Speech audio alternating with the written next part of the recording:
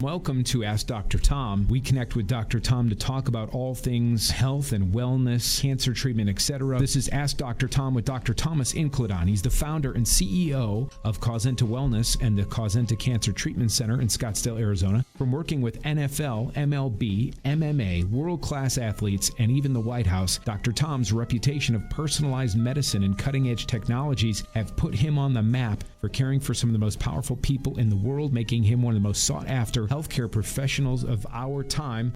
I heard a statistic the other day that 47 in the United States, the age of 47 is like the number for the midlife crisis or for people to start feeling miserable. Is there, I also have, obviously there was times when people didn't live as long as they do today. I'm wondering what that is. Like, why would there be a phenomenon where people at 47 or around that age start to feel as though maybe, they're not enjoying life as much? Is it like a deficiency, do you think? Is it hormones? Is it all of the above? All of the above. I mean, it's hard. So one of the things I notice is that when people come in here, I'll hear things like, well, I used to be able to do this, but then my buddy said something and I stopped doing it. And when I asked him, like, well, would you, if your buddy put oil in his car, do you just run blindly and put, oil in your car? Like, no, check the oil or check, any fluid in your vehicle. You check the level and then you decide if you need more or not. But for some reason, when it comes to health, the idea of measurement is lost on many people. They just blindly do things, and then they get frustrated when they don't get results, and it never occurs to them, you don't get credit for doing the wrong thing. And the way you do the right thing is to know what you're doing. So an example would be you measure your vitamin C levels, and then from measuring your vitamin C levels, that's how you know if you need vitamin C. Versus just randomly taking some tablets and hoping that it'll help you. So, just a few objective measures can go a long way to really helping people do better. One of the experiments, we're talking with Dr. Tom, and if you ever have a question, you hear this online, you hear the podcast, you see the podcast, you see a link, and you have a question that you'd like to get answered by Dr. Tom on the show or in private, you could go to askdrtom.com. One of the things I'm seeing, and in fact, as we're recording this, I'm experimenting by broadcasting live on TikTok. Ironically, as we talk about the coronavirus in China, TikTok is owned by a Chinese company. And one of the things that you see a lot on TikTok is people talking about the coronavirus. Another thing you see a lot of is current events. And more, I'm seeing videos where people are creating, 8 to 60 second videos where they're telling you, eat this certain food to raise your testosterone, or here's the 7 tips to, elevate your testosterone if you're a man in your 20s or 30s or 40s or older. And I saw a video just as I was getting ready where there was somebody preparing like 8 egg yolks, not egg yolks, but eggs, raw eggs, and blending them up into some sort of a shake and saying that would raise your testosterone. Does that have any impact on your testosterone? There's a lot of myths out there. I'd like to dispel some of those. So there's lots of studies looking at different foods that could raise testosterone. I could tell you that when people come in and, we'll say the guys come in, they have low testosterone, they're telling us they tried all these foods and their testosterone levels still not what they want. So if you had healthy guys and you gave them something, could it raise testosterone? Oh, absolutely. If you had someone that was missing a nutrient and they took a food that provided that nutrient, could it help raise testosterone? Sure, because it's providing something that's missing. But you're not going to get guys taking, whether it's some egg yolk, egg white, some garlic extract, some basil extract. You don't see guys taking it and becoming pro bodybuilders overnight. There's going to be a very restricted limit to just how much the testosterone levels go up. But the one thing that has withstood the test of time is exercise and movement consistently increases testosterone when you train. We know that things like certain saunas increase testosterone and growth hormone levels as well. but it's not enough to, the increases aren't enough to like put muscle on you. It's really more about creating an environment that is reducing inflammation and helping with tissue repair. Can you, how does one, sorry, I turned my mic off there for a second and I started talking without the button pressed. How does somebody, okay, you mentioned inflammation, and that immediately makes me think of one of the things that I see and hear people talking about to reduce inflammation. I think that's one of the benefits they claim is these ice baths and cold showers. There's a guy named Wim Hof who is, I don't know if he's from Poland, but he's from someplace in Europe, and people fly out and they get in these, not hot tubs, they get in cold tubs and they sit in the snow with this guy, and they're all like beating their chests and they're chanting and they're doing breathing techniques. And I think one of the benefits they claim is that it's anti-inflammatory. So, and naturally, a lot of these marketers that we see online and motivational people are doing that sort of stuff. So is that a viable way for people to reduce inflammation? Is that going to help people that do that sort of thing?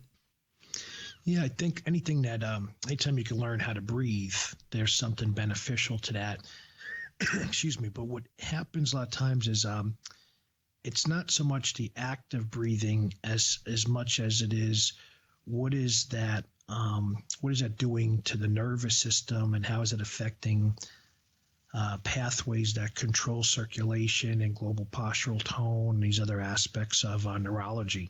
So it certainly isn't a bad thing to do. Whether or not it's going to be the best thing to do for an individual, they wouldn't know till they try it. So I don't see anything, I don't see anything wrong with doing it. But what I do see is lots of guys jump on to the latest fad. So it's kind of like the shiny object in the room, and they're jumping on it, trying to do it without really understanding the basis for how it works, and if it would really be the best use of their time or their money or other resources. If you were able to implant information in, like, let's say every man's brain in the world and give him 3 things to do that would make him feel like he felt, or get him closer to feeling like he felt when he felt his best, maybe in his 20s or his early 30s or whatever, what would the 3 things that you advise every guy to do? So 3 things. First, I would say make sure you're moving, but moving in a way that is it helps establish new neural pathways and doesn't emphasize redundant pathways that are compensatory in nature. So what I mean by that is, like if you're walking barefoot and you step on a tack with your right foot, you don't have to think, let me tighten my left leg and pull up my right foot. Your body automatically shifts your weight to the left leg. When there's an injury or some sort of accident of some kind, the nervous system kind of remembers this stuff. And now you have a neurological compensation where you may put more weight, say, on the left side of the body. At the time of the incident, it's a brilliant strategy by the body for survival, because now you get through that without hurting or without pain or something. But long term, it's now created a compensation that's going to result in additional mechanical forces and excess wear and tear on that side of the body. So it's not something you want to keep. It's something that you want to sort of correct or reverse or bring, back to the way it was before. So movement, we'll say, but I would say maybe some key words would be precision-based movement with a well-structured plan. So like the first level will be, hey, just move. But we know just like doing stuff random doesn't work because it's not precise enough. It's not accurate enough to help us. So adding in these other things, concepts of precision, and then maybe having a plan, like I'm doing this for this purpose or reason, because then it gives you something to evaluate and make sure you're going in the right direction over time. And then the second thing is sleep. What's surprising is just how important sleep is. And for many years, it's when it was, especially when you're younger, no one really thinks about it because they don't have enough damage where it matters. And then as they get older and they're waking up super stiff every morning, then all of a sudden you start realizing, man, if I don't get enough sleep, that could be the difference between having back pain and not having back pain. And then the third thing is just eating a wide variety of colorful fruits and vegetables. Those three simple things, if men can follow that, go quite a long ways in keeping them feeling younger and actually aging at a much slower rate. So I'm asked all the time by patients, what's the difference between personalized medicine and traditional medicine? And in traditional medicine, there's a singular approach. So you have cancer A, and for cancer A, here is the standard of care treatment. And after you go through the standard of care treatment and it doesn't work, typically there's not a plan B. There's not another option. So then patients are told, hey, there's nothing else that can be done. And so then they're convinced that, hey, there's no hope and we can't do anything else. Now I want to contrast that in a personalized approach that we have at Causenta. We're going to measure all kinds of details within your body. And we're going to find lots of areas that we can actually improve your health. And then indirectly, by improving those areas, we're going to help you do a better job at fighting cancer. So where someone else would say, hey, there's nothing that could be done, we're going to say, hey, there's lots of opportunity here to improve your health and make sure that you have a better quality of life so that you're able to function and live life under your own terms and not just waste away in a bed in hospice somewhere and watch everything go by you as time passes on.